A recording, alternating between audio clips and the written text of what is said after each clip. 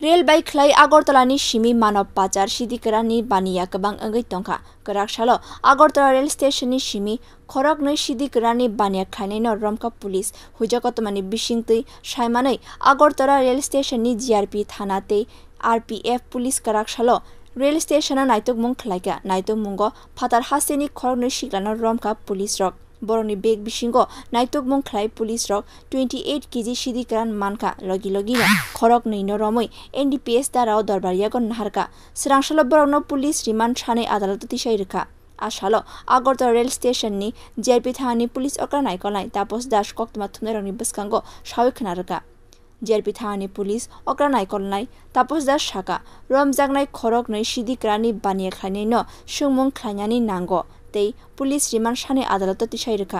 Agartala rail station में दो drug peddler को हमने अरेस्ट किया है, जो उसके पास से टोटल 28 केजी ड्राई गांजा बरामद हुआ है और 4 पिट्टू बैग था उन लोगों के पास। एक्चुअली ये सुबह ही खबर मिला था कि दो जो है वो अगरतला रेल स्टेशन में शायद रेल का यूज़ कर सकते हैं जो गांजा है लेने के लिए।